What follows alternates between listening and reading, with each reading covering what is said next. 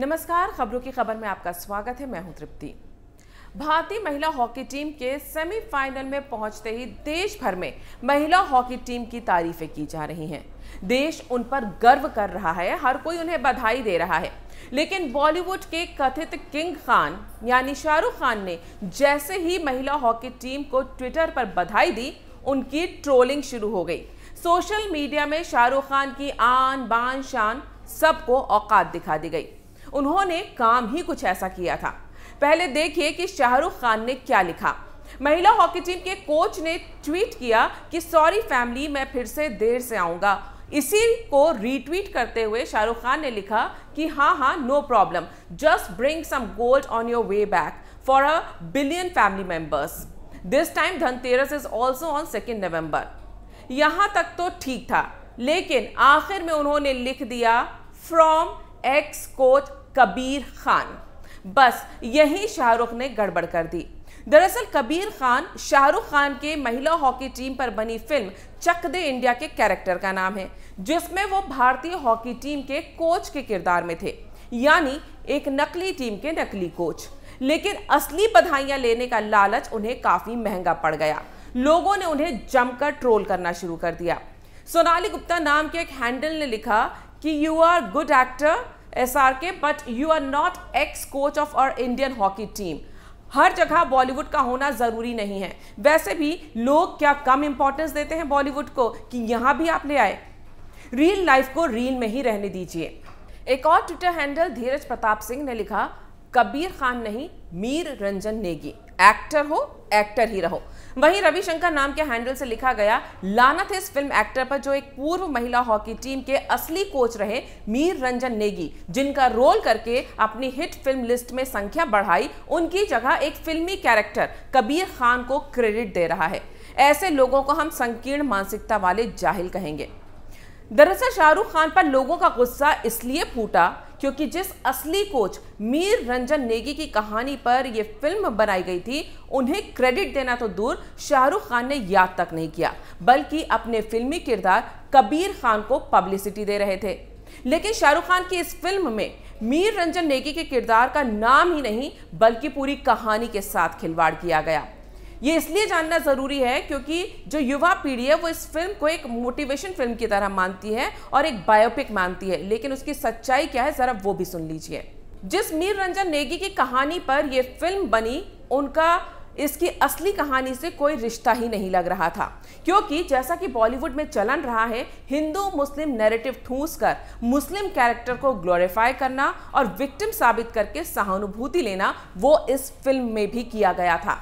मीर रंजन नेगी तो हिंदू थे, लेकिन फिल्म में उनके कैरेक्टर को मुस्लिम दिखाया गया और नाम रखा गया कबीर खान, क्योंकि फिल्म में जबरन हिंदू मुस्लिम एंगल ठूंसना था, जिससे यह साबित करने की कोशिश की गई कि मुसलमान की देशभक्ति पर शक किया जाता है, लेकिन वो तो देशभक्त होता है। फिल्म में दिखाया गया कि भारत की men's hockey team final match Pakistan से हार जाती है और इसके लिए कबीर खान को दोषी माना जाता है। लोग उन पर मुस्लिम होने की वजह से पाकिस्तान को जानबूझकर जिताने का लांछन लगाते हैं। उनके घर के बाहर गद्दार लिख दिया जाता है। कबीर खान का सामाजिक बहिष्कार हो जाता है, जबकि इतिहास गवाह है कि भारत में ऐसा कभी नहीं हुआ। मिसाल के तौर पर आप अजहरुद्दीन को लीजिए, ना जाने कितने मैच हम उनकी कप्तानी में पाकिस्तान से हारे। 90 के दशक में खासकर शारजाह में हम अक्सर हारते थे, लेकिन कभी किसी ने उनकी निष्ठा पर शक नहीं किया। वो तो जब वो मैच फिक्सिंग पे फंसे तब उन पर सवाल उठाए गए, लेकिन तब भी धर्म की बात नहीं हुई थी, जबकि वो खुद मुस्लिम होने का विक्टिम कार्ड लेकर आ गए थे। कुछ इसी तरह का मुस्लिम विक्टिम कार्ड का खेल 1948 लंदन ओलंपिक में भारत की जीत पर बनी फिल्म गोल्ड की कहानी में खेला गया था।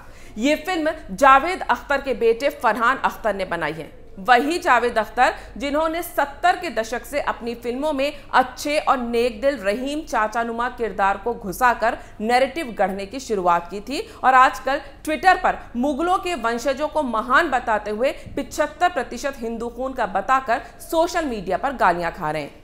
तो बात करते हैं फरहान अख्तर की गोल्ड की, जिसमें यह दावा किया गया था कि यह फिल्म आजादी के बाद भारत की ओलंपिक में हॉकी में पहली जीत पर आधारित है, जिसमें भारत ने गोल्ड जीता था। और उस वक्त यह नए नए आजाद हुए भारत के लिए एक बहुत ही गर्व और भावुक करने वाली जीत थी। लेकिन इस जीत के 70 साल बाद बनी इस फिल्म में भारतीय दर्शकों के मन को गर्व करने के बजाय आत्मग्लानि से भरने की पूरी कोशिश की गई। दरअसल 1948 ओलंपिक में भारतीय हॉकी टीम के कोच थे NN मुखर्जी, जिन्हें लोग हाबुल दादा कहते थे। फरहान अख्तर की फिल्म में यह भूमिका अक्षय कुमार ने निभाई थी और उनका नाम तपन दास रखा गया। अब देखिए क्रिएटिव लिबर्टी के नाम पर फरहान अख्तर ने क्या खेल खेला। हाबुल दादा जीवन भर अविवाहित रहे और कभी शराब को हाथ तक नहीं लगाया, लेकिन फिल्म में उनके कैरेक्टर को शराबी और रोज पत्नी से अपमानित होने वाला दिखाया गया। जिस जीत की कहानी पर यह फिल्म बनी थी, उस टीम के कप्तान का नाम किशन लाल था, लेकिन फरहान अख्तर की फिल्म में भारतीय टीम के कप्तान का नाम इम्तियाज रखा जाता है। लेकिन ये यूं ही नहीं रखा गया।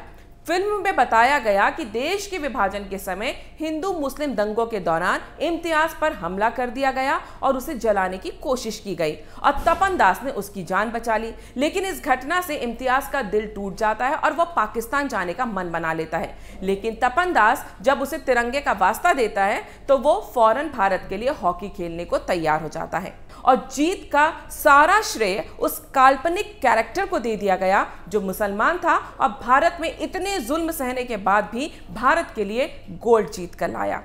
दरअसल ये बॉलीवुड का एक पुराना ट्रेंड है। इसे आप रहीम चाचा सिंड्रोम भी कह सकते हैं, जहां हर कहानी में सच्चे मुसलमान की एंट्री हो जाती है। यहां तक तो ठीक था, लेकिन अब इस ट्रेंड में बदलाव कर दिया गया है। अब हर कहानी में रहीम चाचा को पीड़ित बनाकर पेश किया जाता है। जैसे वेब सीरीज फैमिली मैन में आतंकी आइसिस का है, रहने वाला केरल का है, लेकिन गुजरात दंगा ठूंसना था तो स्क्रिप्ट राइटर ने उसमें परिवार को गुजरात पहुंचाकर दंगा पीड़ित बताकर उसका आतंकवादी बनना जस्टिफाई कर दिया। स्पेशल ऑप में दिव्या दत्ता आतंकी बनी क्योंकि वो और उनकी बहन मुजफ्फरनगर दंगों की पीड़ित होती हैं। पाताल लोक में ट्रेन में मुस्लिम लड़के की मॉब लिंचिंग का बेवजह ठूंसा गया सीन था। सेक्रेड गेम्स में हिंदू भीड़ जबरन मुस्लिम लड़के की लिंचिंग करती है। काठमांडू फाइल्स में एक तरह से इशारों में ही बाटला हाउस एनकाउंटर को फर्जी दिखाने की कोशिश हुई। यानी ये लिस्ट इतनी लंबी है कि अगर मैं चाहूंगी तो कई घंटों का वीडियो बन जाएगा। लेकिन लोग अब बॉलीवुड के इस गंदे खेल को समझने लगे हैं। रहीम चाचा के सच्चे होने से किसी को कोई परेशानी नहीं है, लेकिन सच्ची कहानी के नाम पर यह नैरेटिव गढ़ना कि हर बार मुसलमान पीड़ित होता है और हिंदू प्रताड़ित करने वाला, तो अब इस झूठ से आत्मग्लानि में कोई डूबने को तैयार नहीं है। वो भी तब जब आने वाली पीढ़ियां ये फिल्म देखकर ये सोचती हैं कि ये असली बायोपिक है और उसे आइडल मान लेती हैं। सच्ची घटनाओं के नाम पर झूठे नैरेटिव गढ़कर आने वाली पीढ़ी को बरगलाने की कोशिश को अब करारा जवाब मिलने लगा है। एक एजेंडे के तहत वामपंथी और जिहादी मानसिकता वाले बॉलीवुडियों को देश की जनता यूं ही सबक सिखाएगी जैसे शाहरुख खान को सिखाया है। खिलाड़ियों के बायोपिक के नाम पर या समाज की सच्चाई के नाम पर हिंदू को बुरा और मुसलमान को अच्छा बताओगे तो मुंह इसी तरह काला किया जाएगा। देश में अगर सबसे ज्यादा सांप्रदायिक जहर फैलाने का श्रेय किसी को जाता है तो वो बॉलीवुड को ही जाता है, जो ना जाने कितने साल से ये घिनौना खेल खेल रहा है।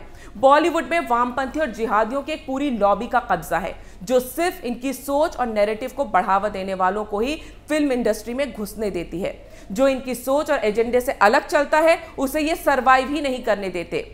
ये डी कंपनी और once upon a time in Mumbai जैसी फिल्में बनाकर पाकिस्तान में बैठे दाऊद इब्राहिम जैसे अंडरवर्ल्ड डॉन को ग्लोरीफाई करते हैं और मीर रंजन नेगी और हाबुल दादा जैसे खिलाड़ियों की बायोपिक के नाम पर झूठी कहानियां गढ़कर मुस्लिम विक्टिम कार्ड खेलते हैं।